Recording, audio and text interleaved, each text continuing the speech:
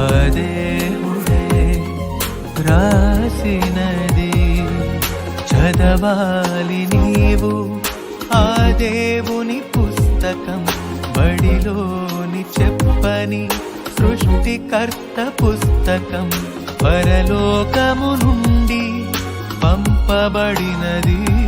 పరిశుద్ధాత్మ ప్రేరణతో వ్రాయబడినది. ఏమిచ్చి నీ రుణం తీర్చుకుంటాం దేవా?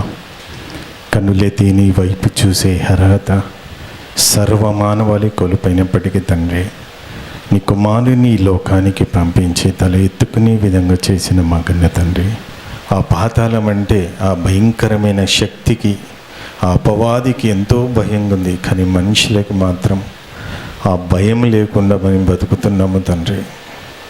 ఒక్కసారి నాయన ఆ భయం ఏంటో ఈరోజు రేపు తెలియజేయండి తండ్రి. తండ్రి, మా మనోనేత్రాలు గుడ్డితనం చేసి ఆ పరిస్థితికి పోయినప్పుడు చూసుకోవచ్చు లే అని ఒక భయం లేకుండా బ్రతుకుతున్న అనేక మంది తండ్రి ఒక్కసారి జ్ఞాపకం చేసుకోండి తండ్రి. నీ వాక్య పరిచర్య కోసం నా ఆత్మ సంసిద్ధంగా ఉంది తండ్రి. నా శరీరాన్ని వాడుకొని 66 గ్రంథాలు వివరించడానికి పరిశుద్ధాత్మ సహాయాన్ని నాకు దయచేసి అర్థం కాని బిడ్డలకు అర్థమయ్యే విధంగా జ్ఞానాన్ని, శక్తిని, బలాన్ని, ఓపికను దయచేయమని మానాథుడైన యేసుక్రీస్తు ద్వారా అడిగి వేడుకొంచున్నాము తండ్రి. ఆమేన్. కూడి వచ్చిన అందరికీ నా హృదయపూర్వక వందనాలండి. దేవుని వల్లరా పాఠం పేరు పాతాళము నుండి ఆత్మను రక్షించే అధికారం పాపులకు ఇచ్చాడు. దేవుని వల్లరా మరి పాతాళము నుండి ఆత్మనే కదా మనం రక్షించేది, శరీరాల కాదు కదా. ఆల్రెడీ భూమి మీద యేసుక్రీస్తు తప్ప అందరం పాపులమే. పాతాళము తప్పించడం అంటే మామూలుగా మీరు ఆలోచించండి దేవుని వల్లరా. ఇప్పుడు చూడండి, కొన్ని రోడ్డు మీద పోతుండగా సడన్గా కొన్ని యాక్సిడెంట్లు అయినా కానీ కొన్ని ఎన్నో సంఘటనలు జరుగుతుంటాయి. ఆ టైంకి ఎవరైనా ఉన్నారనుకోండి, ఆ వ్యక్తుల్ని కాపాడుతుంటాం. ఇది ఈ పాతాళం అనేది అలా కాదండి. ఏదో కింద జారిపోతుంటే చెయ్యిచ్చి పట్టుకునేది కాదండి. ఇది పాతాళం నుంచి తప్పించాలంటే 66 గ్రంథాల యొక్క జ్ఞానము చాలా అవసరం. ఈ జ్ఞానం బాగా చదివితేనే ఈ పాతాళ రహస్యాలు తెలుస్తాయి, పరలోక రహస్యాలు కూడా తెలుస్తాయి. మనిషిని ఒక పాతాళం నుంచి తప్పించడం అంటే అంత ఈజీ కాదు.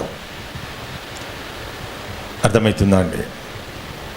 మరి పాత నిబంధనలో సృష్టికర్త అయిన దేవుడు ఆయన ఎలా ఉన్నాడు, ఆయన ఏం చేశాడు అంటే, పాత నిబంధనకు కొత్త నిబంధనకు మధ్యవర్తిగా క్రీస్తే ఉన్నాడు.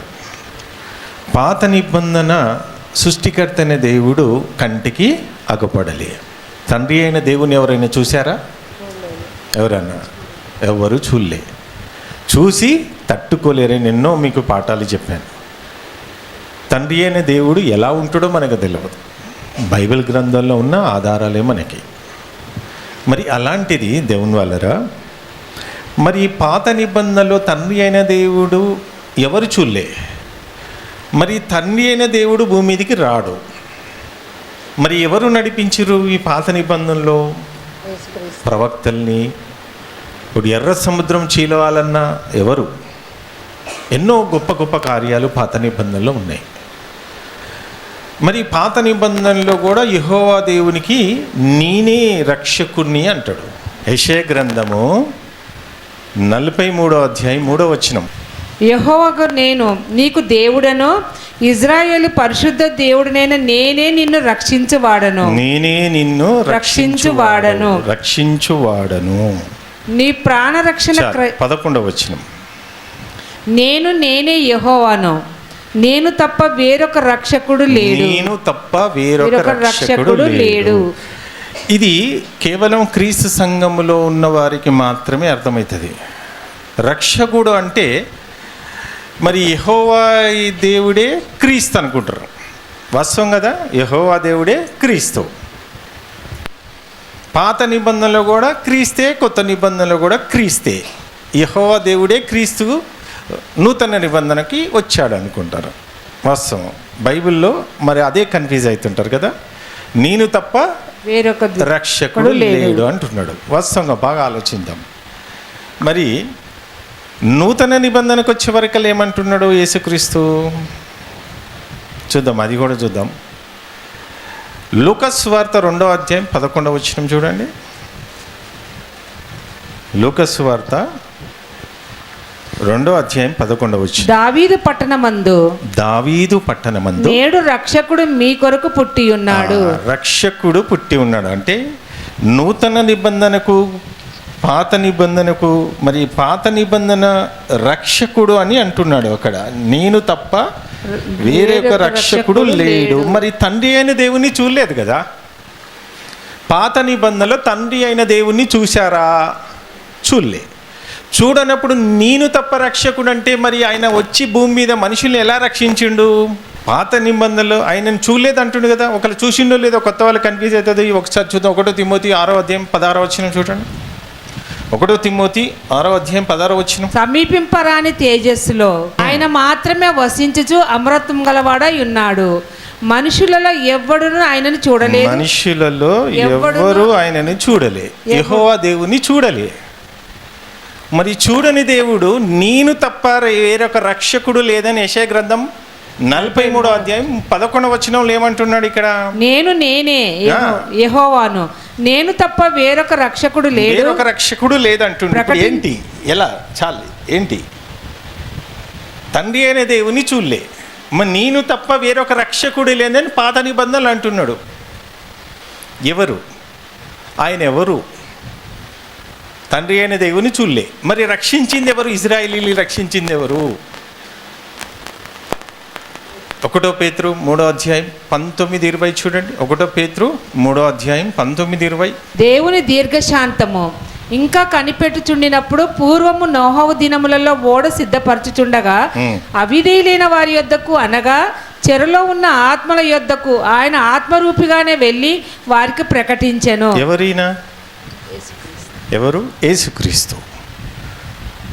యేసుక్రీస్తు పాత నిబంధనలో నోవా కాలంలో 8 మంది రక్షించింది ఎవరు? యేసుక్రీస్తు. అర్థమవుతుందా? మరి నేను తప్ప వేరొక రక్షకుడు లేడు అని ప్రవక్తల ద్వారా పలికించిన ఆయన ఎవరు? ఆయన ఎవరు? యేసుక్రీస్తు. యేసుక్రీస్తు. కన్ఫర్మా? కన్ఫర్మ్. ఎందుకంటే తండ్రి అనే దేవుని చూడలే. పాత నిబంధనలో కంటికి అగపడకుండా యేసుక్రీస్తు ఒక ఆత్మస్వరూపుడిగా పనిచేసిండు. నూతన నిబంధనకు వచ్చే వరకల శరీరాన్ని ధరించుకొని భూమి మీదకి వచ్చాడు. ఎన్నో ఉన్నాయండి, అన్నీ అని చూపించేది టైం లేదు. ఎందుకంటే కొన్ని ఒక్క క్లూ ఇస్తున్నా. ఎందుకంటే చాలామందికి ఈ వాక్యాన్ని పట్టుకొని అది యేసుక్రీస్తే, తండ్రి అయిన దేవుడే యేసుక్రీస్తు అంటున్నారు. తండ్రి వేరు, కుమారుడు వేరు, పరిశుద్ధాత్ముడు. మీకు ఎన్నో చూపించిన కదా క్లూస్. తండ్రి వేరు, కుమారుడు వేరు, పరిశుద్ధాత్మ వేరు. ఎలా బ్రదర్ అని అంటారా? ఒకసారి మీకు అది కూడా క్లారిటీకి ఇచ్చిన తర్వాత పాఠంలోకి వెళ్తాం. 1 యోహాను 4వ అధ్యాయం 1 యోహాను 4వ అధ్యాయం 14-15 వచనాలు చూడండి. 1 యోహాను 4వ అధ్యాయం 14-15 వచనాలు చూడండి. మరియు తండ్రి తన కుమారుని ఇక్కడ ఏమంటును? తండ్రి తన కుమారుణ్ణి ఎందుకు రాయబడుతుంది? పరిశుద్ధాత్మ వీళ్ళతో రాపిస్తున్నాడు. పరిశుద్ధాత్మనే సాక్షి. అర్థమవుతుందా అండి? ఇక్కడ ఏమంటుడు? తండ్రి తన కుమారుణ్ణి లోక రక్షకుడుగా ఉండుటకు పంపియుండుట మేము చూచి. ఎవరు చూసిర్రు?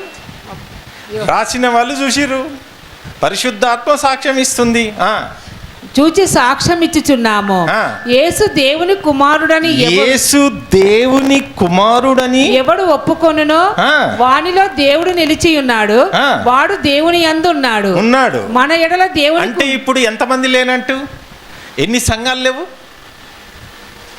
తండ్రి కుమారుడు ఒకరే, త్రియేక దేవుడు. ఇప్పుడు అవే కదా యూట్యూబ్లో ఎక్కువ ఈ అవిశ్వాసం పడిపోతున్నారు. అర్థమైంది? ఎంత క్లారిటీగా రాస్తున్నాడు. తండ్రి వేరు, కుమారుడు వేరు. మన పోలిక చొప్పున మన అనే పదం అంటే ముగ్గురు వస్తుంది, తండ్రి, కుమార, పరిశుద్ధాత్మ. ఇక్కడ ఆది కాండంలో చదవదు. మన పోలిక చొప్పున, నా పోలిక చొప్పున అని అంటే ఒకరు వస్తారు. మన అంటే తండ్రి, కుమార, పరిశుద్ధాత్మ పోలికలో మనమున్నాం. అర్థమవుతుందా? శరీరము యేసుక్రీస్తు. అర్థమవుతుందా అండి? ఇక తండ్రి గుణాలు, పరిశుద్ధాత్మ, ఆత్మ. మనలో ఆత్మ ఉదిందా లేదా? మరి అన్ని ముగ్గురు గుణాలు మనిషిలో ఉన్నాయి. ఆ గుణాలు ఇప్పుడు లేకనే కదా దయ్యపు గుణాలు వచ్చాయి. కాబట్టి దయ్యపు ఆలోచనలు తీసేసి దేవుని ఆలోచనలతో నింపడానికి పరలోకం నుంచి భూమి మీదకి వచ్చిండే యేసుక్రీస్తు. అయితే ఇప్పుడు చాలా చాలా ప్రమాదంలో ఉన్నాం మనం. ప్రమాదం ఎలా ఉన్నాం మనం? ఎంత మంచి మాట అండి కదా. అక్కడ లోకరక్షకుడికి ఏంటంటే మళ్ళీ చదవమ్మా 14వ వచనం. మరియు తండ్రి తన కుమారుని లోకరక్షకుడుగా, లోకములో ఉండే అంటే లోకరక్షకుడు అంటే ఇప్పుడు చూడండి ఏమంటారండి. ఇప్పుడు సపోజ్ ఒక భార్య, భర్త, తల్లిదండ్రులు భర్త చేతులు ఎందుకు పెడుతున్నారు? ఏంటంటే భర్త చేతిలో ఆ తల్లిదండ్రులు, వాళ్ళ తల్లిదండ్రులు ఎందుకు పెడతారంటే అన్ని బాధ్యతలు భర్త చూసుకుంటాడు. ఒక హీరోలాగా కష్టం వచ్చినా, బాధ వచ్చినా, ఎవరు వచ్చినా ఆయనకున్న కెపాసిటీని బట్టి కాపాడుతాడు, రక్షిస్తారు. తర్వాత పిల్లలు పెద్దగైనాక ఆడపిల్లలకి ప్రొటెక్ట్ ఎవరు? తండ్రే హీరో, అవునా కదా? మరి తండ్రి ఉన్నాడంటే ఎక్కడ పోయినా తండ్రే. ఇలా లోకానికి రక్షకుడు ఎవరు? యేసుక్రీస్తు. ఎలాగా? ఆత్మకు రక్షకుడు, మనలో ఉన్న ఆత్మను కాపాడే రక్షకుడు. ఈ లోక సంబంధమైన శ్రమలు, బాధలు, కష్టాలు తీర్చడానికి రాలే యేసుక్రీస్తు. ఒకవేళ ఈ లోక సంబంధమైన కావాలి అనుకుంటే బైబిల్ దగ్గరికి రావద్దు, యేసుని నమ్ముకోవద్దు. అపవాదితో చేతులు కలిపితే హ్యాపీగా బతుకుతున్నారు కదా కొంతమంది. మరి ఆయనతో చేతులు కలిపి పరలోకానికి ఎక్కిపోవడానికి చేతులు కలిపి మధ్యలో ఎటు కాకుండా అయిపోతావు, అటు కాకుండా ఇటు కాకుండా అయిపోతావు. ముందుగా ఆయన ఏమన్నాడు? ముందుగా నా రాజ్యాన్ని వెతుకు, నా నీతి వెతుకు, తర్వాత ఇవి నువ్వు అడగాల్సిన అవసరం, నీకు ఏమి కావాలో ఆయన చూసుకుంటాడు. మనం ఏం చేస్తున్నాం? పరలోకం రాజ్యాన్ని పక్కకు పెట్టేసి ముందుగా ఇవి చూసుకుంటున్నాం, తర్వాత వెనక పరలోక రాజ్యం వెతుకుతున్నాం. కాబట్టి ఎటు కాకుండా అవుతున్నాం. నమ్మకం లేదు దేవుని మీద. నమ్మాలి. ముందుగా ఆయన రాజ్యాన్ని, ఆయన నీతిని వెతకమన్నాడు, తర్వాత ఇస్తానన్నాడా? మనం ఏం చేస్తున్నామండి? అవి వెతుకుతున్నాం. లాస్ట్కి వారానికి ఒక్కసారి పరలోకం వెతుకుతున్నాం. అందుకే చాలా కన్ఫ్యూజులు ఉన్నారు. ఒక్క క్షణంలో ఆత్మ పాతాళం వెళ్ళిపోతుంది. వాస్తవం కదా? ఎప్పుడు వెళ్ళిపోతుంది? ఆ వ్యక్తికి సువార్త చెప్పకపోతే, చెప్పినా అశ్రద్ధ చేసిందనుకో ఆత్మ వెళ్ళిపోతుంది. ఎప్పుడు వెళ్ళిపోతుంది? భూమి మీద బ్రతికినంతకాలం హ్యాపీగా బ్రతుకుతారు, తర్వాత పాతాళం వెళ్ళిపోతుంది. వెళ్ళిపోవద్దనే ఇవాళ అనేక మంది భూమి మీద రక్షకులు పుట్టుకొచ్చారు. ఫస్ట్ యేసుక్రీస్తు రక్షకుడు వచ్చిండా లేదా? భూమి మీదకి వచ్చిండా లేదా? ఇంకా చూద్దామని చాలా ఉన్నాయి క్లూస్ మీకు ఇస్తాం. చూద్దాం. యోహాను సువార్త 3వ అధ్యాయం, 16, 17, 18. యోహాను సువార్త 3వ అధ్యాయము 16, 17, 18. దేవుడు లోకమును ఎంతో ప్రేమించెను. దేవుడు లోకాన్ని ఎంతో అంటే ఇప్పుడు మన ప్రేమ ఐ లవ్ యూ ఆడికి క్లోజ్, కానీ దేవుని ప్రేమ ఎంతో, అసలు ఇంకా దానికి లిమిట్ లేదు. దేవుడు లోకమును ఎంతో ప్రేమించెను కాగా ఆయన తన అద్వితీయ అంటే మొదటి కుమారుడు, అద్వితీయ కుమారునిగా పుట్టిన వాని యందు విశ్వాసముంచు ప్రతివాడును నశింపక నిత్య జీవము పొందినట్లు ఆయనను అనుగ్రహించెను. లోకము తన కుమారుని ద్వారా, ఇక్కడ ఏమంటుంది? లోకము తన కుమారుని ద్వారా రక్షణ పొందుటకే కానీ లోకమునకు తీర్పు తీర్చుటకు రాలేదు. అసలు యేసుక్రీస్తు ఎందుకు వచ్చిండు? లోకమును రక్షించుటకు. లోకంలో ఉన్న ఆత్మలను రక్షించటం. లోకంలో ఎవరున్నారమ్మా? జంతువులు కూడా రక్షిస్తాడా? చెప్పండి. దేవుని పోలికలో ఉన్న వ్యక్తుల్ని రక్షించడానికి వచ్చిండు. ఇప్పుడు చాలామందికి ఏందయ్యా రక్షించేది, మేము ఆల్రెడీ ఉన్నాం కదా, మా భారతదేశంలో వేరే పాకిస్తాన్ వాళ్ళు రాకుండా మా బార్డర్స్లో ఉన్న ఎవరున్నారు, మిలిటరీ సైన్యం ఉన్నారు, సైన్యం పనిచేస్తుంది, మాకేంటి ప్రాబ్లం? వీళ్ళంతా ఇది శరీర సంబంధమైన రక్షకులు. మరి ఆత్మరక్షకులు? ఇలా క్రీస్తు సంఘంలో ఉన్న ప్రతి ఒక్కరూ ఆత్మరక్షకులే. దేవుని గురించి చెప్పుతున్నావో అంటే ఒక ఆత్మ పాతాళం నుంచి బయటికి తీస్తున్నట్టే లెక్క. అర్థమవుతుందా అండి? మనమంతా ఆత్మరక్షకులం. మీరు ఏదో మామూలుగా అనుకుంటున్నారు, 10 సంవత్సరాల నుంచి ట్రైనింగ్ అయిపోయినారు, ఇంకా ఏదో కొత్తగా నేను ఎవరినో నా సంఘమేనా అంటారా అని అన్నట్టు కాదు ఇది. ప్రతి ఒక్కరూ. ఇంకొక మంచి మాట చూద్దాం. 1 తెస్సలోనిక 5వ అధ్యాయం 9వ వచనం చూడండి. 1 తెస్సలోనిక 5వ అధ్యాయం 9వ వచనం. ఎందుకనగా మన ప్రభువైన యేసుక్రీస్తు ద్వారా రక్షణ పొందుటకే. ఏంటంటే రక్షణ అనే పదం ఇయ్యాల రేపు బాగా వస్తుందండి. రక్షకుడు. చాలామంది అదే కదండి, బ్యాప్టిజం తీసుకున్న వెంటనే మీరు రక్షింపబడ్డారా అంటారు. అంతేనా కదండి? రక్షణ అంటే ఇదేంటిది? బ్యాప్టిజం తీసుకుంటేనే కదా మన ఆత్మకు రక్షణ. అంతే కదా? ముద్ర పడ్డదా, దయ్య ముద్రుందా, దేవుని ముద్రుందా అడుగుతుంటారా లేదా? ఎప్పుడు అడుగుతుంటారని సడన్గా ఎవరైనా చనిపోయిందనుకో, బ్రదర్ బ్యాప్టిజం తీసుకుంటా, అమ్మ బతికిపోయింది అంటుంటారు. అంటే కొద్దిగా అవకాశం ఉంటుంది అన్నట్టు, కొద్దిగా ప్రాణం. బ్యాప్టిజం తీసుకుంటా, అమ్మ 10% ప్రాణం ఉన్నది, ఆలో కూడా పశ్చాత్తాపడ్డా అవకాశం ఉంటుంది. ఎంతోమంది బ్యాప్టిజం తీసుకుంటూ అందరు రక్షింపబడ్డరా? పాస్పోర్ట్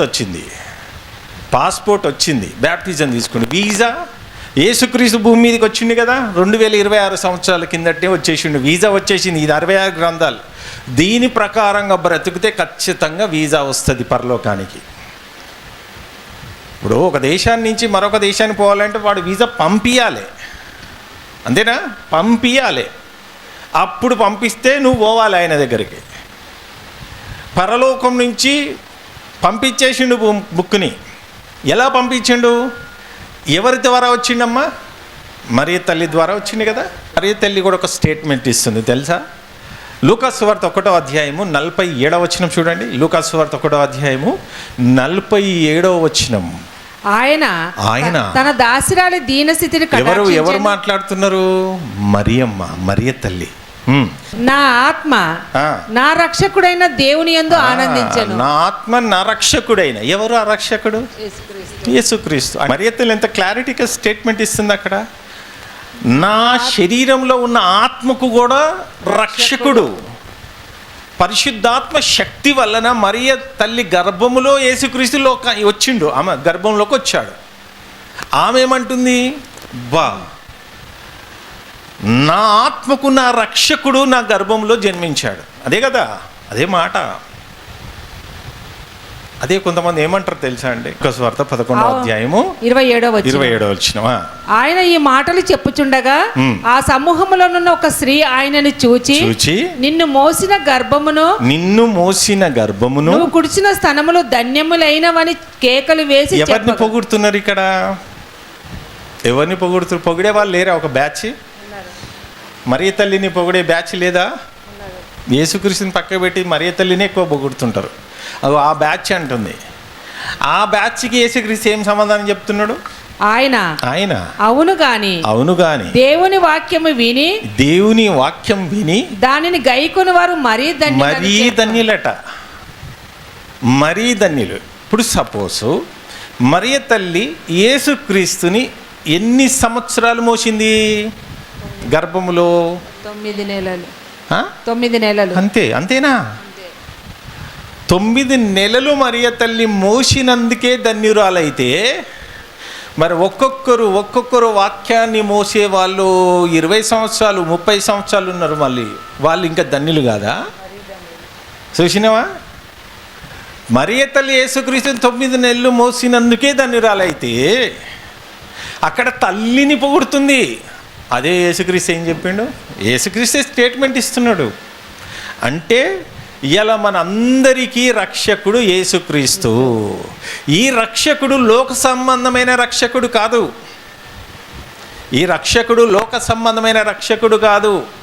యాకోబు గ్రంథం 5వ అధ్యాయం 19-20 వచనం చూడండి. యాకోబు గ్రంథం 5వ అధ్యాయం 19 వచనం చూడండి. 19-20 చూడండి. నా సహోదరులారా మీలో ఎవడైనను సత్యము నుండి తొలగిపోయినప్పుడు మరి ఒకడు అతని సత్యమునకు మళ్లించిన ఎడల పాపిని వాని తప్పు మార్గం నుండి మళ్లించువాడు మరణము నుండి ఒక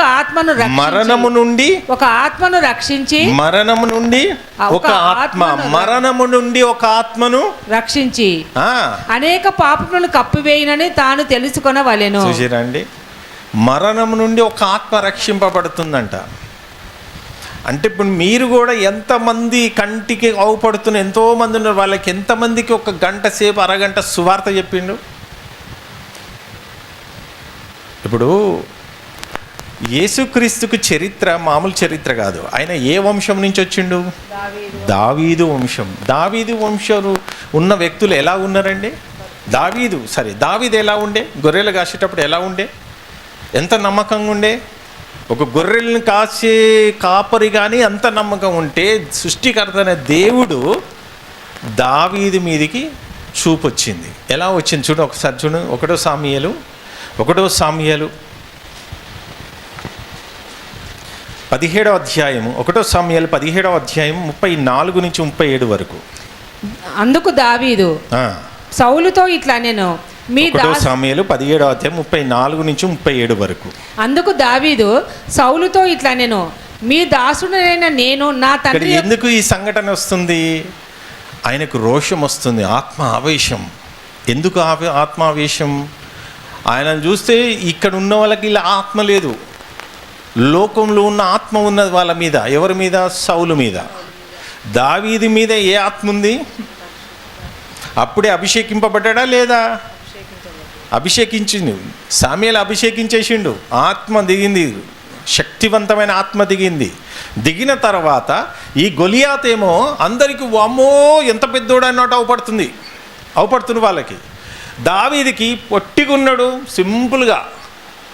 ఆల్రెడీ ఎలాంటి సింహాన్ని చంపేసిండు, ఎలుగుబంటిని చంపేసిండు, అంత భయంకరమైన క్రూరము మృగాలని చంపేసిండు. ఈ గొలియాతు ఆయనకి చిన్నగా అవపడుతున్నాడు. ఎందుకు అవపడుతున్నాడు? ఆయన మీద ఏముంది? ఆత్మ, శక్తి. ఇలా మనము కూడా దేవుని పక్షాన పోరాడడానికి, వాక్యాన్ని ప్రకటించడానికి ఎక్కువ మనలో పిరికాత్మ ఉంటుంది. ఆ ఆత్మ నమ్మి విశ్వసించి బ్యాప్టిజం తీసుకున్నప్పుడు కొద్దిగా ఒక 10 రోజులు 20 రోజులు ఉంటుంది. తర్వాత మెల్లమెల్లగా నువ్వు లోకంలో పడిపోతుంటుంటే ఆత్మ తగ్గిపోతుంటుంది, పవర్. ఇక వేస్ట్, ఈయనతో ఎందుకు ఉండాలని సైలెంట్గా ఉంటాడు. నీ ఆత్మ క్రియలు పడిపోతుంటే సైలెంట్ అయిపోతావు. ఇంకా లోకం కోసం బతుకుతావు, లోకంలో ఉన్న వాటి కోసం బతుకుతావు. నువ్వు ఆత్మ చల్లారిపోయింది అనుకో, ఇంకా నీకు చలనం ఉండదు. ఇక సౌలు రాజుకి ఏమొచ్చిందమ్మా? ఫస్ట్ సామ్యుయేలు అభిషేకించినా లేదా? ఆజ్ఞ మీరిన వెంట ఆత్మ వెళ్ళిపోయిందా లేదా? వెళ్ళిపోతే మరి ఏమొచ్చింది? దురాత్మ వచ్చింది. దురాత్మ వచ్చిన తర్వాత గొలియాతుని చూస్తే భయపడుతున్నాడు ఆయన. దావీదేమో అప్పటికి ఇంకేం యుద్ధాలు ఏం చేయలే. ఆయనలో ఆత్మ ఉంది, శక్తి ఉంది. ఏం చేస్తున్నా చూడండి, చదవండి. అందుకు దావీదు సౌలుతో ఇట్లా నేను మీ దాసుడనైన నేను నా తండ్రి యొక్క గొర్రెలను కాయచుండా. ఇది అంతా దేనికోసం చెప్తున్నంటే క్రీస్తు సంఘములో ఉన్నవారంతా శిష్యులుగా ఉండాలి. ఇలా శిష్యుడు ఏం చేస్తుండు? దావీదు మీకు బాగా అర్థం కావాలని చెప్తా. దావీదు గొర్రెలు కాస్తున్నాడు. నేనేం చేస్తున్నా ఇప్పుడు? నేను కూడా గొర్రెలే కాస్తున్నానమ్మా. మీరు గొర్రెల నుంచి కాపరు కావాలని కోరుతున్నా. మీరు ఎప్పటికీ నేను గొర్రెగా ఉంటాను, నేను చచ్చిపోయిందాక గొర్రెలాగానే ఉంటే మీరు అప్పుడు అట్లనే ఉంటారు. ఆనాడు దావీదుకి మనకి ఎగ్జాంపుల్ ఎందుకు చెప్తున్నాడు? అక్కడ ఒక కాపరి, అప్పటికి ఇంకా దేవుడు బాధ్యత ఇయ్యలే దావీదుకి. ఒక కాపరిగా ఉంటే ఇంతగా నమ్మకంగా ఉన్న ఆ దావీదుని పరలోకపు తండ్రి చూశాడండి. ఈయన కావాలనుకున్నాడు. ఈయన అయితే ఆ కాపరి ఆ గొర్రెల మీదనే ఇంతగా పట్టుతో ఉంటే ఇజ్రాయేలీలకి ఈయన రాజుగా నిలబెడితే ఎంతగా నా బిడ్డల్ని కాపాడుతాడు, నా ప్రజల్ని కాపాడుతాడని ఇలా చూడండి, మీరు కూడా ఆలోచించండి. చిన్న కాపరి, ఇప్పుడు చూడండి, నేను సంఘం కాస్తున్నా, ఇప్పుడు ఏ తోడేళ్ళు వస్తుందో, ఏ తోడేళ్ళతో చేతులు కలిపిర్రో, ఏ క్రూర మృగంతో చేతులు కలిపిరు, ఏ అపవాదితో చేతులు కలిపిరు, ఏ భయంకరమైన చెడు అలవాట్లతో చేతులు కలిపిరు, వీళ్ళంతా ఎవరమ్మా? క్రూర మృగాలు. చెప్పండి, క్రూర మృగాలతో చేతులు కలిపితే గొర్రెని ఎత్తుకపోతుందా లేదా? వీళ్ళందరినీ ప్రొటెక్ట్ చేసి మాటలతో చెప్పినమ్మా, భయంకరంగా అరణ్యంలో క్రూర మృగాలు తిరుగుతున్నాయి, జాగ్రత్త అని చెప్పి పంపిస్తాం మిమ్మల్ని. ఏది క్రూర మృగమో? మనుషులు అందరూ చూసి మనలాగానే అవపడుతున్నారు, కానీ క్రూరత్వం ఎలాగ అవపడుతుంది? నీకు ఎలాగ అవపడుతుంది చెప్పండి?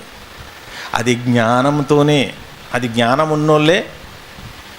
అందుకే దేవుని వల్ల ఎవరు క్రూరత్వంతో ఉన్నారో, ఎవరు ప్రమాదంలో ఉన్నారో, అందుకే సువార్త ప్రకటించడానికి పిరికాత్మ అయిపోయి భయపడుతున్నారు. అందరూ క్రూర మృగాల్లాగా ఉంటే నువ్వు సువార్త పట్టుకొని జనాల మధ్యలోకి నువ్వు జ్యోతిలాగా ఎలా వెలుగుతావు? నువ్వు ఎలా వెలిగిస్తావు? తండ్రిని ఎలా గెలిపిస్తావు? అందుకే మనం అలాగనే మిగిలిపోతున్నాం దేవుని వాళ్ళరా. ఇక్కడ చాలా ఆలోచించాలి. ఎక్కడ చదవమ్మ, మొత్తం చదివేసి 37 వరకు చదువు. నా తండ్రి యొక్క గొర్రెలను కాయచుండ సింహమును ఎలుగుబంటి వచ్చి మందలో నుండి ఒక గొర్రె పిల్లను ఎత్తుకొని పోవుచుండగా నేను దానిని తరిమి చంపి దాని నోట నుండి ఆ గొర్రెని విడిపించి దాని నోట నుండి గొర్రెని విడిపించి తిని అది నా మీదికి రాగా దాని గడ్డము పట్టుకొని దాన్ని కొట్టి చంపి తిని మీ దాసుడనైన నేను ఆ సింహమును ఎలుగుబంటిని చంపి తినే జీవము గల దేవుని సైన్యములను తిరస్కరించిన ఈ సున్నతి జీవము గల దేవుని సైన్యములను తిరస్కరించిన ఈ సున్నతి లేని ఫిలిష్తీయుడు ఎంత ఏ పాటివాడు అసలు ఏమిటండి ఆ మాటలు? ప్రకటన 21:8 వచనంలో ఉంటుందండి. ఎవరెవరు పరలోక రాజ్యం చేరారట? పాతాళం గ్యాంగ్ వెళ్ళిపోతారట. చదువు. పిరికివారు,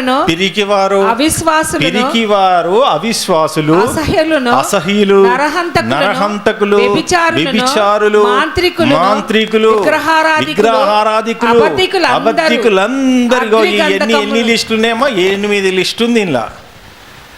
వీళ్ళంతా పాతాళం చేతిచ్చి, అయ్యా చేతిచ్చి, నువ్వు చేతి అంటే ఈయను నీ పాతాళంకే పోతానంటారు. ఈ 5 లిస్టులు 8 అలవాట్లున్నోళ్ళని వాక్యం ద్వారా బయటికి తీస్తున్నాం మేము. వాక్యం అర్థమైతే వాళ్ళలో పశ్చాత్తాపం వస్తుంది, అప్పుడు బయటపడతారు. ఇప్పుడు ఏదో ఒక బిల్డింగ్ నుంచి పడుతున్నా అనుకో, చెయ్యి ఇచ్చి రక్షించేది కాదు ఇది. నువ్వు చెప్పే వాక్యము ఎదుటి వాళ్ళకి అర్థం కావాలి, జ్ఞానం కావాలి, వాళ్ళ మనోనేత తెరవబడాలి. అప్పుడు ఏం చేస్తారు? వాళ్ళలో పశ్చాత్తాపడతారు. పాపి రక్షింపబడాలంటే వాళ్ళలో ఏం రావాలి? పశ్చాత్తాపం రావాలి. పశ్చాత్తాపం వస్తేనే ఆ పాపి పాతాళం నుంచి తప్పించుకుంటాడు. అంతే. ఆ పాపికి పశ్చాత్తాపం లేదనుకో, నేను మారమనసు పొందిన బ్యాప్టిజం తీసుకున్న 20 సంవత్సరాలు అవుతుంది నాకు బ్యాప్టిజం తీసుకున్నా, నేను ఖచ్చితంగా రక్షింపబడతానని మనం అనుకుంటే నడవదండి. ఇక్కడ చాలా డేంజర్ జోన్లో ఉన్నాం దేవుని వల్ల. మనకు తండ్రికి ఒక మధ్యవర్తిగా ఉన్నాడు. ఎవరు? యేసుక్రీస్తు. 1 తిమోతి 2వ అధ్యాయం 4, 5, 6 వచనాలు చూడండి. 1 తిమోతి 2వ అధ్యాయం 4, 5, 6 వచనాలు చూడండి. ఆయన మనుషులందరూ రక్షణ పొంది అంటే అందరంటే భూమి మీద ఎంతమంది ఉన్నారు? కులము, మతము, వర్గం ఇక్కడ చూసిండా? కేవలం యూదుల కోసమే వచ్చిండా? యేసుక్రీస్తు మాత్రం అండి. మీకు కొన్ని చెప్పాలి. యేసుక్రీస్తు ఎవరి కోసం వచ్చిండమ్మా? పాపుల కోసం వచ్చిండు. మెయిన్ ముఖ్యంగా ఎవరి కోసం వచ్చిండు? యూదుల కోసమే వచ్చిండు. యేసుక్రీస్తు యూదుల కోసం మాత్రమే వచ్చిండు. యేసుక్రీస్తు యూదుల కోసం వచ్చిన తర్వాత అపోస్తులు ఎవరి దగ్గరికి పొమ్మన్నాడు? మీకు క్లారిటీ సచ్ చదవండి ఒకసారి. మత్తయి సువార్త 10వ అధ్యాయం 6వ వచనం చూడండి. ఇది చదివిస్తా కానీ మత్తయి సువార్త 10వ అధ్యాయం 6వ వచనం చదవండి. ఇజ్రాయేలీల వంశములోని నశించిన గొర్రెల యొద్దకే పొమ్మన్నాడు. ఎవరిని? అపోస్తుల్ని. మరి పౌలు గారిని ఎక్కడ పొమ్మన్నాడు? ఆయన అన్యులకు స్పెషలిస్ట్. అపోస్తులు కేవలం ఇజ్రాయేల్ దగ్గరగా ఎవరికి వాళ్ళ బాధ్యత ఒప్పచెప్పిండండి. అర్థమవుతుందా? తర్వాత మెల్లమెల్లగా వాక్యం వాళ్ళకి అర్థమైన కొద్ది మెల్లమెల్లగా అన్యులు కూడా ఎంటర్ అయిపోయారు. ఇక కొర్నేలు ఎవరు? ఫస్ట్ వాళ్ళు రక్షింపబడాలి, తర్వాత నెక్స్ట్. అర్థమవుతుందా అండి? ఫస్ట్ జ్ఞానం కావాలి. డైరెక్టు ఇప్పుడు అసలైన కుటుంబమే పాతాళం పోయితే ఇక అన్యులు రక్షింపబడితే ఎందుకంటే కుటుంబం ఏది? ఇజ్రాయేలీల కుటుంబమే కదా, 12 గోత్రాలు. వీళ్ళు రక్షింపబడాలి కదా, వీళ్ళు రక్షింపబడితేనే తర్వాత వీళ్ళు వస్తారు, వాళ్ళు ఆటోమేటిక్లీ వస్తారు. వస్తానన్నారు అన్యులు, ప్రభావం వచ్చినట్టు వస్తున్నారు. ఇజ్రాయిల్ యూదా జాతి కరుడు గట్టిపోయింది, వీళ్ళని రక్షించడానికే. ఒక మంచి మాట అంటాడు దేవుని వలరా. యెషయా గ్రంథం తీయండి ఒకసారి. యెషయా గ్రంథం 19వ అధ్యాయం 20వ వచనం చూడండి. యెషయా గ్రంథం 19వ అధ్యాయం 20వ వచనం. ఈయన ఎవరో మీకు చెప్తా, ఇప్పుడు చూడాలి ఈ వాక్యాన్ని పట్టుకొని. ఇక్కడ యేసుక్రీస్తు లక్షణాలు ఈయనకుంటాయా లేదా మీరు చూడాలి. ఇక్కడ అది యెషయా గ్రంథం 19వ అధ్యాయం 20వ వచనం. అది ఐగుప్తు దేశంలో సైన్యములకు అధిపతియగు యెహోవాకు సూచనగాను సాక్షార్థముగాను ఉండును. బాధకులను గురించి వారు యెహోవాకు మొరపెట్టగా ఆయన వారి నిమిత్తము శూరుడైన ఒక రక్షకుని పంపును. ఎవరట ఆయన? మరి మోషే కదా. మరి మోషే శరీరాన్ని ధరించుకొని యేసుక్రీస్తు నూతన నిబంధనకు వచ్చిండా లేదా? అందుకే బైబిల్ బాగా చదవాలండి. ఇప్పుడు మనం ఒకరు చెప్తే వినేవారుగా ఉండదు, వినాలే ప్లస్ చదవాలి. చదువుతుంటే ఒక సేవకుడు ఆల్రెడీ ఒక్కసారి 2 సార్లు చదివేసేయండి, బైబిల్ చదివేస్తే అప్పుడు సేవకుడు చెప్పేస్తే పలానా దగ్గర వాక్యం ఉంది అని పరిశుద్ధాత్మ నీకు తెలియజేస్తుంటే బైబిల్ బాగా ఎదుగుతుంటావు. నువ్వు ఇంక ఏం చదవకుండా చెప్తుంటే ఇంక ఎప్పటికీ అంతే. ఏదైతే చదవో ఆ రూట్లో అపవాదం వచ్చి నిన్ను కొడతాడు. నువ్వు 66 గ్రంథాలు టోటల్గా తెలుసుకొని ఉన్నదా వానికి ఎంటర్ అయ్యడానికి అవకాశం నువ్వు ఏడిస్తావు. ఇక నీకు బైబిల్ మొత్తం తెలిసిన తర్వాత నీకు ఇంక అపవాది నీ హృదయాలకు వచ్చే అవకాశం ఎక్కడి నుంచి ఉంటుంది? ఉంటుందా? ఉండదు కదా. అందుకే బైబిల్ చదవాలండి. చదివితేనే కదా అపవాదిని జయించగలిగేది. అర్థమవుతుందా? ఇప్పుడు చూడండి, బైబిల్ చదవకుండా మనం కేవలం వినివారుగా ఉంటాం. విన్నంతసేపు బాగానే ఉంటుంది, బయటికి పోయినాక ఏ ఆత్మ పనిచేస్తుందో నీకు ఎలా తెలుసు? ఇది దురాత్మనా, అది దేవుని ఆత్మ? నువ్వు ఎలా గుర్తుపడతావు? ఇక్కడ ఏమంటున్నాడు? 1 యోహాను 4వ అధ్యాయము 1 యోహాను 4వ అధ్యాయం 1, 2, 3 వచనాలు చూడండి. మీ ఆత్మను పాతాళం నుంచి తప్పించే ఆత్మ ఏ ఆత్మ అయితే నిన్ను పాతాళం నుంచి తప్పిస్తే తెలుసా? నీలో సర్వసత్యంలోకి నడిపించే ఆత్మ అయితేనే నీ ఆత్మను కాపాడుతుంది. అర్థమవుతుంది? ఏ ఆత్మ ద్వారా అందుకే ప్రపంచంలో సంఘాలలో ఎన్నోసార్లు చెప్పిన ఆత్మలు కలుస్తలేవు, సేవకుల్లో ఆత్మలు కలుస్తలేవు, సంఘంలో ఆత్మలు కలుస్తలేవు. ఏది సర్వసత్యం నడిపించే ఆత్మనో, ఏది భ్రమపరిచే ఆత్మనో, ఏ ఆత్మ ఉంటే ఇప్పుడు చూడ లోకంలో ఉన్న వారిలో ఉన్న ఆత్మ నీలో ఉందనుకో, సర్వసత్యంలోకి నడిపించే వ్యక్తి నీకు చెప్పినా అర్థం కాదు. వింటావు, బయటకు పోయినాక లోకంలో తిరుగుతుంది ఒక ఆత్మనే అనుసరిస్తావు. ఏమంటాను చూడండి ఇక్కడ. ప్రియులారా అనేకులైన అబద్ధ ప్రవక్తలు లోకములోనికి బయలుదేరారు ఆల్రెడీ. కనుక ప్రతి ఆత్మను నమ్మక అంటే నీకు ఏ ఆత్మను నమ్మాలనే జ్ఞానం నీకు ఎక్కడి నుంచి వచ్చింది? నీకు ఎలా తెలుసు? నీకు ఒక సేవకుడు ఉన్నాడు, ఒక వాక్యం చెప్తున్నాను అనుకో, ఇది ఏ ఆత్మబోధ ఉందా? జ్ఞానం ఉందా? కన్ఫ్యూజ్ ఉందా? అందుకే క్రీస్తు సర్వసత్యంలోకి నడిపించే ఆత్మ ద్వారా నేను చెప్తున్నా. మరి మీలో ఏ ఆత్మ ఉండి గ్రహిస్తున్నారో, మీలో కూడా సర్వసత్యంలోకి నడిపించే ఆత్మ అయితేనే మీరు పర్ఫెక్ట్గా ఉంటారు, దేవుని పని చేస్తారు, దేవుని గురించి ఆలోచిస్తారు. మీ పనులన్నీ అయిపోగానే దేవుని పని చేయాలని ఆరాటం అవుతుంది. లోక సంబంధమైన ఆత్మ ఉందనుకో, ఏదో ఆదివారం వస్తాం, వాక్యం వింటాం, జర్రట్లు చూస్తాం, కథం మళ్ళీ పోయి ఏ ఆత్మ ద్వారా పనిచేస్తుంది? ఇక ఆత్మ నిన్నుకుంటుందా? లోకంలో పనిచేయి, అజ్జంపై ఇజ్జంపై అంతే. ఇక ఆత్మ, పరిశుద్ధాత్మ సర్వసత్వంలో నడిపించే ఆత్మ చిన్నగా అయిపోతుంది, లోకంలో ఉన్న ఆత్మ పెద్దగా అయిపోతుంది, అదే నిన్ను నడిపిస్తుంటుంది. దాని కంట్రోల్కి మనం వెళ్ళిపోతున్నాం, కన్ఫ్యూజ్ అయిపోతున్నారండి. ఇంకేమంటున్నాం చూడండి. ఆయా ఆత్మలు దేవుని సంబంధమైనయో కావో పరీక్షించుడి. పరీక్షించే జ్ఞానం ఎక్కడుందండి? పరీక్షించే జ్ఞానం ఉందా? అదే కదా, అది కేవలం క్రీస్తు సంఘంలో మాత్రమే ఉంటుంది. అది మీరు గ్రహించుకోవాలి. మీరు ఎంత అదృష్టవంతులో తెలుసా? యేసుక్రీస్తు శరీరధారై వచ్చెనని ఏ ఆత్మ ఒప్పుకొనునో అది దేవుని సంబంధమైనది. ఏ ఆత్మ యేసును ఒప్పుకొనదో అది దేవుని సంబంధమైనది కాదు. దీనిని బట్టి దేవుని ఆత్మను మీరు ఎరుగుదురు. క్రీస్తు విరోధి ఆత్మ వచ్చునని మీరు వినిన సంగతి ఇదే. ఇది వరకే అది విరోధి ఆత్మ ఏదండి?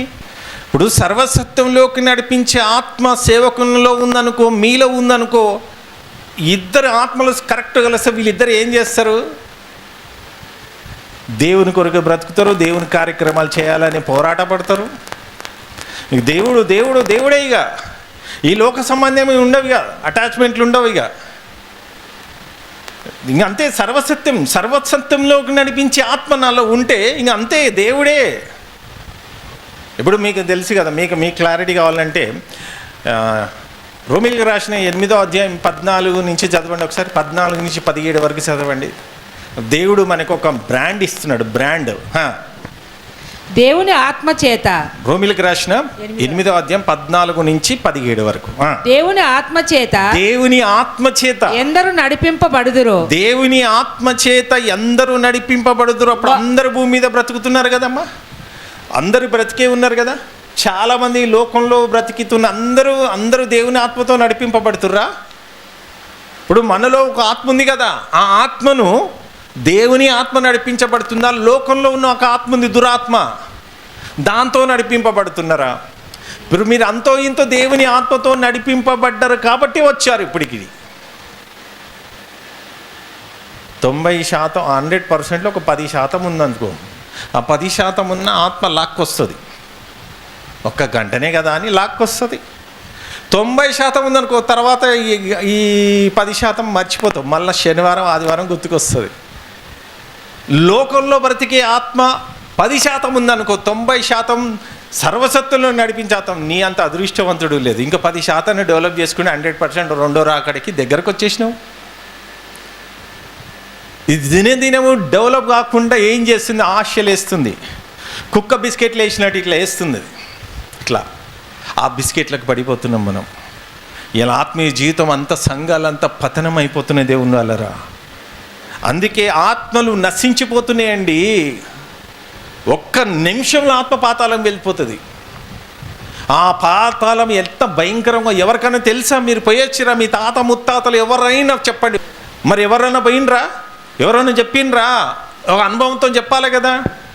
అయ్యా పొయ్యిలో భయంకరమైన కాలుతున్న పొయ్యిలో నువ్వు చేయి పెట్టి చూడు, కాలుతుందా లేదా? కాలుతుంది. పాతాళం పోయినోడు బయటకు వస్తాడా? రాడు. అది ఎంత ఘోరమో. యేసుక్రీస్తు బోధల్లో ఉన్నాయి, అర్థం కావట్లే. ఆ పాతాళం పోతే మళ్ళీ తిరిగి వచ్చే ప్రసక్తే లేదు దేవుని వాళ్ళరా. మీరు బాగానే ఉన్నారు, దయ్యాలు వణుకుతున్నాయి, గజగజ వణుకుతున్నాయట తెలుసా? లూకాసు వార్త తీయండి ఒకసారి. లూకాసు వార్త 8వ అధ్యాయం. లూకాసు వార్త 8వ అధ్యాయం. లూకాసు వార్త 8వ అధ్యాయం 27 నుంచి చూడండి. లూకాసు వార్త 8వ అధ్యాయం 27 నుంచి చూడండి. దేవుని ఆయన ఒడ్డున దిగినప్పుడు ఆ ఊరివాడు ఒకడు ఆయనకు ఎదురుగా వచ్చెను. వాడు దెయ్యములు పట్టినవాడై కాలం నుండి బట్టలు కట్టుకొనక సమాధులలోనే గాని ఇంటిలో ఉండువాడు. ఎందుకు ఈ ప్రస్తావన తీసుకున్నా అంటే, దెయ్యం పాతాళం అంటే గజగజ వణికిపోతుంది, అది భయపడుతుంది. ఎందుకంటే అది పొయ్యి వచ్చింది. దేవుడు మరొక అవకాశం ఇచ్చిండు. అయ్యా పాతాళం మాత్రం పంపియకు, ఎక్కడికన్నా పంపి, నేను పోతా. ఆ పందుల మధ్యలో కోరుకుంది, కానీ పాతాళం మాత్రం పోదు. ఎందుకంటే పాతాళం పోయొచ్చిండు వీడు. ఎవరు? అపవాది. నువ్వు పోలే, నీకు తెలియదు.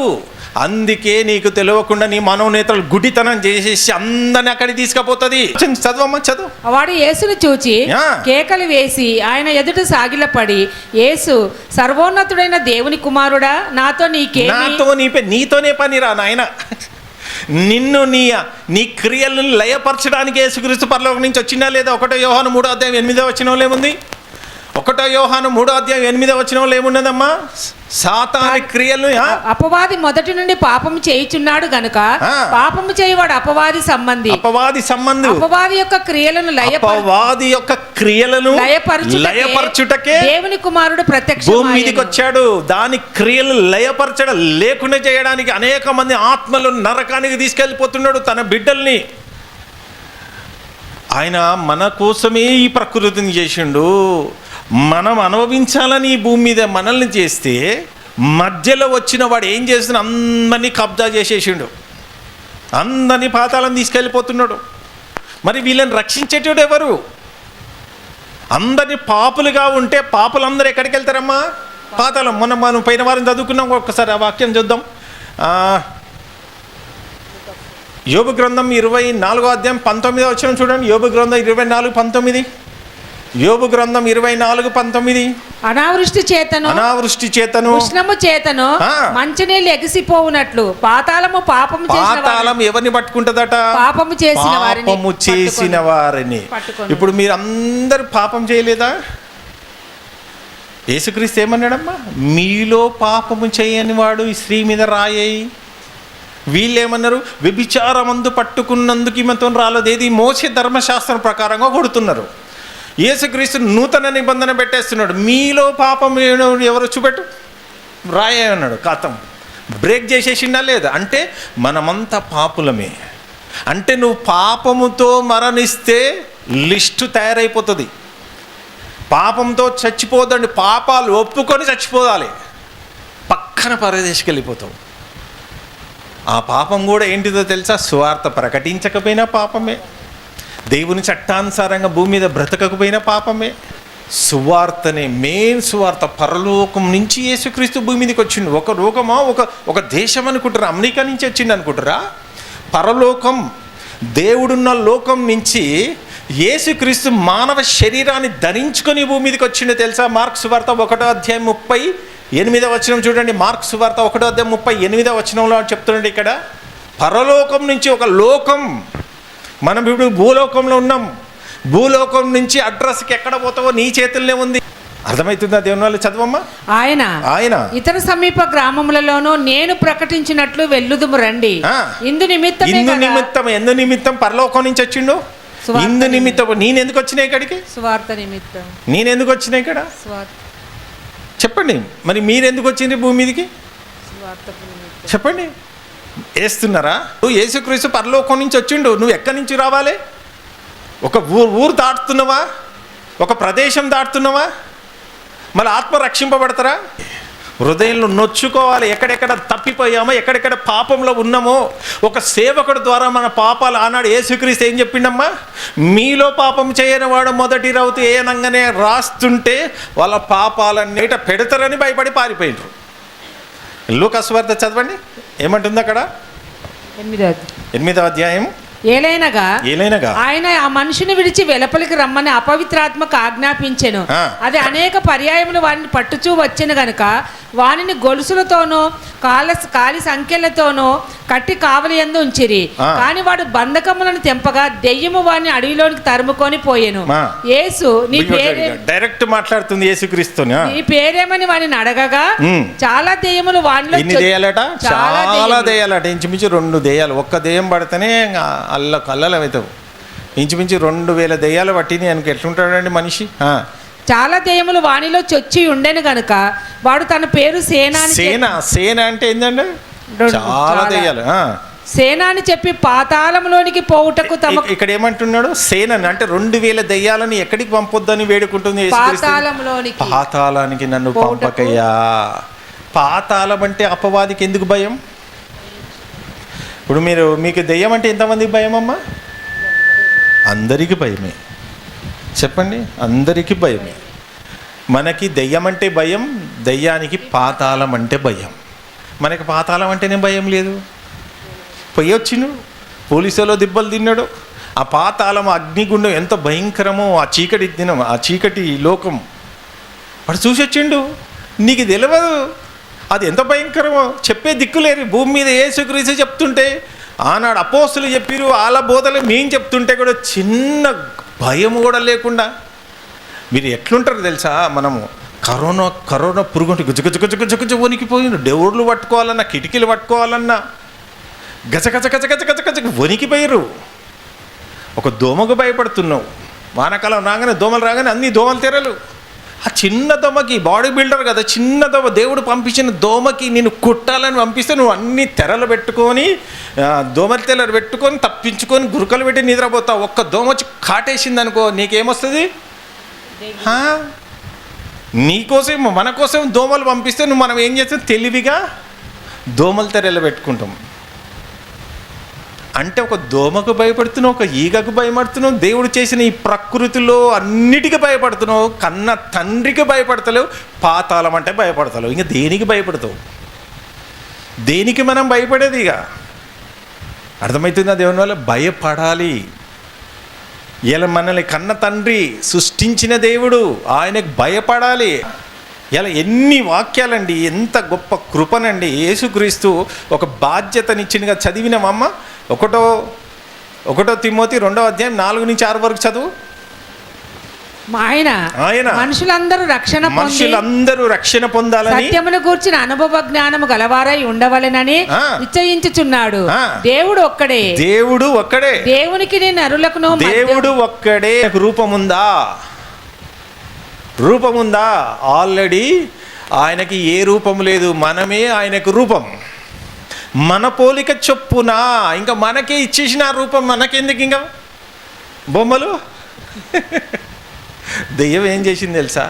ఈ రూపాన్ని మనోనేతలు గుడ్డితనం చేసేసి దేవునికి ఒక రూపం ఇచ్చేసి అమాయకులైన బిడ్డల్ని మోసం చేస్తుంది. ఆల్రెడీ మనమే ఆయనకు రూపం.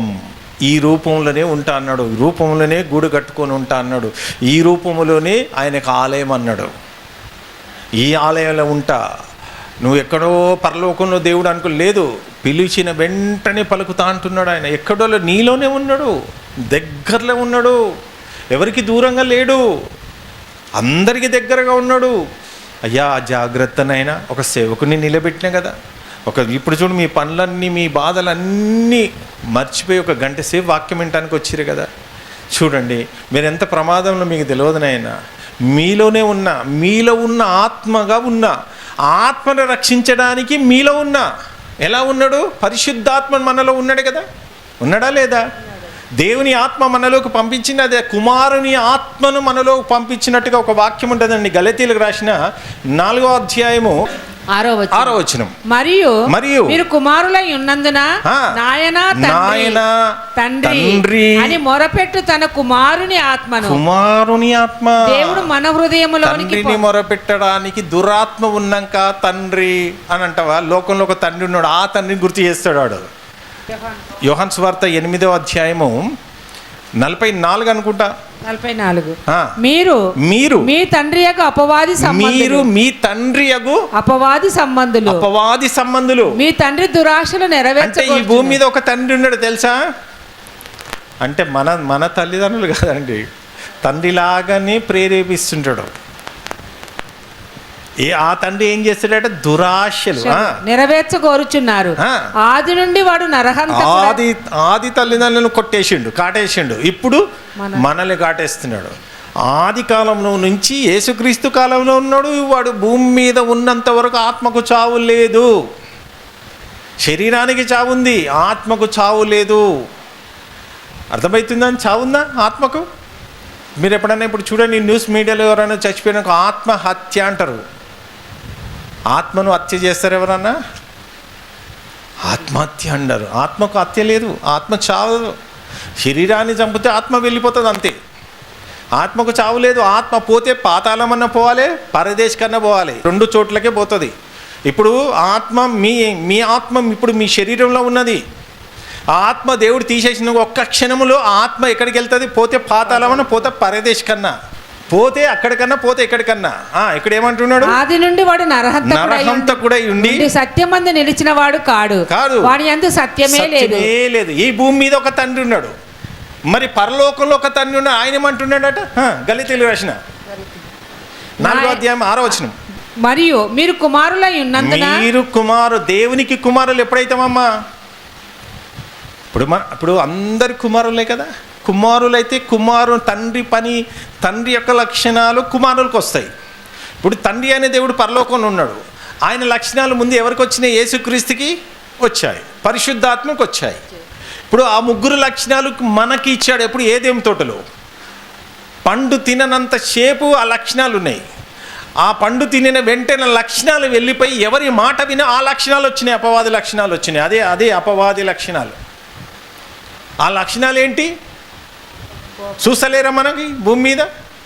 ఆ లక్షణాలు పోవడానికే దేవుడు పరిశుద్ధాత్మను మనలోకి పంపిస్తే ఆ పరిశుద్ధాత్మ మనలోకి వచ్చినాక ఆ ఆత్మను రక్షించుకునే పని మీద ఉంటాం.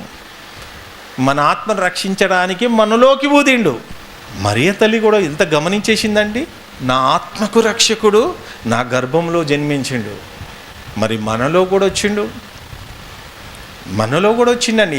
ఏ వాక్యం అనుకుంటున్నావు? ఎఫెసీయులకు రాసిన 1:13 చూడండి. ఎఫెసీయులకు రాసిన 1:13 మీరును సత్యవాక్యమును అనగా మీ రక్షణ సువార్తను విని. రక్షణ సువార్త మనందరికీ రక్షణ సువార్త. ఇప్పుడు చూడండి, స్త్రీలు రక్షింపబడాలంటే ఏంటో తెలుసా మీరు? స్త్రీలు రక్షింపబడాలంటే మీకు ఈజీగా ఉన్నది ఒకటే ఒక షాట్. ఏంటిదో తెలుసా? మీకు పిల్లలు ఉన్నారా? మా అందరి పిల్లలు ఉన్నారా? ఆ పిల్లల్ని పాతాళం నుంచి తప్పిస్తే తల్లులకి పరలోకమట. 1 తిమోతి 2:15 అయినను వారు స్వస్థ బుద్ధి కలిగి, వారు లేడీస్ స్వస్థ బుద్ధి కలిగి విశ్వాస ప్రేమ పరిశుద్ధతల యందు నిలకడగా ఉండిన ఎడల శిశు ప్రసూతి ద్వారా ఆమె రక్షింపబడును. ఎలాగనంట? పిల్లల్ని కని దేవునిలో పెంచితే మీకు రక్షణ వస్తుందట. ఇది చాలా కష్టమా, ఈజీయా? అందుకే పిల్లల్ని మీరు పెంచే బాధ్యత మీది. ఇంకా తల్లి ఏం చేస్తుంది? ఇక అంతకుముందే వాళ్ళ ఇంటికాడ ఇవన్నీ సినిమాలు షికార్లు అన్నీ చూస్తాం కదా, అన్నీ చూసి తర్వాత ఆ తల్లి గర్భంలో బిడ్డ పెరుగుతూ ఉన్నాడు అనుకో. పెరిగే టైంలో ఏం చూస్తలే, నా బిడ్డకి నా కొడుకు కానీ ఏం వినపడతలేదు. ఇంకా తల్లి ఏం చేస్తుంది? సినిమాలు చూస్తుంది, సీరియల్ చూస్తుంది, వాళ్ళని తిడుతుంది, వీళ్ళని తిడుతుంది, అన్నీ గమనిస్తాడు. 9 నెలలు అన్నీ అయిపోతాయి. ఇక భూమి మీదకి వచ్చిన తర్వాత తల్లి ఎట్లా చేస్తాడు, కుమారుడు అట్లా చేస్తాడు. అదే తల్లి గర్భంలో ఉన్నప్పుడు వాక్యమే వినిపించాలి. మరియ తల్లి ఏమి వినిపించింది? యేసుక్రీస్తుకి ధర్మశాస్త్రం వినిపించింది. మన తల్లులు ఏం చేస్తున్నారు? అన్నీ వింటున్నారు, మెల్లగా వింటున్నారు. ఏ వింటలేరు మీరు అనుకుంటుర్రా? మరి తల్లి శుభవచనము ఎలిజబెతమ్మకు చెప్పిన వెంటనే ఎలిజబెతమ్మలో ఉన్న గర్భంలో ఉన్న శిశుడు గంతు వేస్తాడా? ఎక్కడుందా వాక్యం? లూకాసు వార్త 1వ అధ్యాయం 46వ వచనం అనుకుంటా. 41. ఎలిజబెతు మరియ యొక్క వందనం వచ్చిన వినగానే ఆమె గర్భంలో శిశువు గంతులు వేసింది. గర్భములో ఉన్న శిశు గంతు వేసిందంటే మరి మీ గర్భంలో ఉన్న శిశులు మీరు సినిమాలు షికార్లు ఈ మాట్లాడుతుంటే వాళ్ళని వీళ్ళని భార్యాభర్తలు కొట్టుకుంటుంటే గర్భంలో ఉన్న శిశుడు అన్ని వినడా? ఖచ్చితంగా వింటాడు. మన పిల్లలకి చిన్న పెద్దగా అయిన తర్వాత పెరుగుతుంటే నా కొడుకు నా మాట వింటలే, నా బిడ్డ నా మాట వింటలే అంటే నువ్వు ఏమేం చూపించినావు? గర్భంలో ఉన్నప్పుడు అన్నీ చూపించినావు. భూమి మీదకి రాగానే ఎందుకు వింటాడు? నువ్వు చేయాల్సింది ఎప్పుడు? గర్భంలో ఉన్నప్పుడు. ఆ తల్లి లక్షణాలు ఎలా రావాలి పిల్లలకి? ఇవన్నీ రావాలి దేవుని వల్ల. అవి రావు. బాగా ఆలోచించుకోండి. దేవుని వల్ల తల్లిని బట్టే వస్తాయండి. తండ్రి ఏం చేస్తాడండి? తల్లి దగ్గరనే కదా పెరిగేది. మనమంతా తల్లుల దగ్గర పెరిగినామా? అందరం తల్లుల దగ్గరనే కదా, అంతేనా? తండ్రులు ఏమన్నా పని చేసేటప్పుడు మనల్ని తీసుకుపోతారా? అన్ని తల్లే కదా చూసుకునేది. మరి ఆ తల్లికి ఏం చేయాలి? పిల్లల్ని ఎలా పెంచాలి? మరి బాగా ఆలోచించండి. మరి యేసుక్రీస్తు రక్షకుడు ఆమె గర్భంలో జన్మిస్తే నా రక్షకుడు, ఆత్మరక్షకుడు అని ఎంత గొప్పగా చెప్పుకుంటుందండి. ఇలా నిజంగా మన ఆత్మ రక్షింపబడాలంటే కొన్ని మాటలు చెప్పి నేను ముగించేస్తే దేవుని వల్ల. మత్తయి సువార్త 10:28 చూడండి. మత్తయి సువార్త 10:28 మరియు ఆత్మను చంపనేరక దేహమునే చంపు వారికి భయపడకుడు గాని. ఏందంట? ఆత్మను చంపనేరక దేహమునే చంపు వారికి భయపడకుడు గాని అని ఆత్మను ప్లస్ దేహాన్ని అంటే రెండింటిని చంపే వ్యక్తి ఉన్నాడు పరలోకంలో. ఇప్పుడు నీ శరీరంలో ఆత్మను తీసేయాలన్న ఎవరి చేతులు ఉందమ్మా? దేవుని చేతులు ఉంది కదా. మరి నీ శరీరంలో ఉన్న ఆత్మ తీసేస్తే శరీరం చచ్చిపోతుంది. కొంతమంది ఏం చేస్తారు? ఆత్మహత్య చేసుకుంటుంటారు. ఊరేసుకోవడము, సూసైడ్ చేసుకోవడం, లారీ కిందనో ట్రైన్ కింద పడి చచ్చిపోవడం. ఆత్మకు చావు లేదుగా, ఈ స్పాట్లో నరకానికి వెళ్ళిపోతుంది. ఆయన ఎప్పుడు తీసుకెళ్తానో అప్పుడే చేయాలి. ఆ తీసుకెళ్ళే లోపల మనం ఏం చేయాలి? సువార్త అనేది దేవుని ఆజ్ఞలు ఉన్నాయి, 66 గ్రంథాలు. ఇలా బాగా ఆలోచించండి. మీకు జాబులు ఒట్టిగా వచ్చినాయండి? ఇప్పుడు చూడండి, ఒక ఇంజనీరింగ్ కానీ ఒక డాక్టర్ దాకా చదవాలంటే ఎల్కేజీ నుంచి మెడిసిన్ చేసేంత వరకు ఎన్ని బీరువాలో ఉన్న పుస్తకాలు చదివితే మీరు ఆ రేంజ్కి వస్తారమ్మా? రారా? ఎన్ని పుస్తకాలు చదివినారు మీరు చెప్పండి. మీరు వెర్రి జ్ఞానం అంతా నింపుకొని దానికి న్యాయం చేస్తున్నారు. ప్రతి క్లాసు పాస్ అవ్వకుంటేనే న్యాయం చేస్తున్నారు. ఒక్క పుస్తకం మీరు చదవలేకపోతుర్రా? దెయ్యం పట్టిన వాళ్ళు ఎందుకు చదువుతారండి? దెయ్యం పడితే జోలికే రారు. అమ్మో ఇది భయం, దానికి ఎట్లా పడతారండి? అగ్ని. అన్ని పుస్తకాలు చదువుతారు కానీ దేవుని పుస్తకంకి వచ్చే వరకల్లా నిద్ర వస్తుంది, ఏమేమో వస్తాయి. ఇక ఇది చదవాలి. ఇది ఆత్మ రక్షించే పుస్తకం. అందుకే ఇక్కడ ఏమంటున్నాడు? ఆత్మను దేహమును కూడా నరకంలో నశింపజేయగల వానికి మిక్కిలి భయపడాలి. ఇంకొక మంచి మాట, సామెతల గ్రంథం 24వ అధ్యాయం 11-12. చావుకు పట్టుబడిన వారిని తప్పించుము. అంటే ఇప్పుడు మీరు అందరు ఎలా ఉన్నారమ్మా? చావుకు పట్టుబడ్డారంటే ఇప్పుడు స్పాట్లో ఇప్పుడు మనకు చావు వచ్చింది అనుకో, ప్రమాదం ఉందా లేదా? ఒకప్పుడు కరోనా నుంచి ఎలా తప్పించుకున్నారమ్మా? కరోనా నుంచి తప్పించిన డాక్టర్లు హెలికాప్టర్ నుంచి పూల వర్షం కురిపించారు తెలుసా? వాళ్ళే దేవుళ్ళట. అయ్యో, మరి వాళ్ళని తప్పిస్తే వాళ్ళు శరీరాన్ని తప్పించారు, మరి ఆత్మని ఎక్కడికి పంపిస్తారు? ఆ జ్ఞానం లేదండి. ఆ జ్ఞానం లేని వాళ్ళకి ఏం చెప్తామండి? ఇక్కడ ఏమంటున్నావు? చావునకై పట్టుబడిన వారిని నువ్వు తప్పించుము, నాశమునందు పడుటకు జోగుచున్న వారిని నువ్వు రక్షింపవా. మనకి రక్షణ ఉంటే ఇతరులను రక్షిస్తాం. మనకే రక్షణ లేకపోతే ఇంకా 10 మందిని పాతాలకు తీసుకుపోతాం. వాస్తవం కదా? మీరు చూసుకోండి, ఆత్మ పరిశీలన చేసుకోండి దేవుని వాళ్ళరా.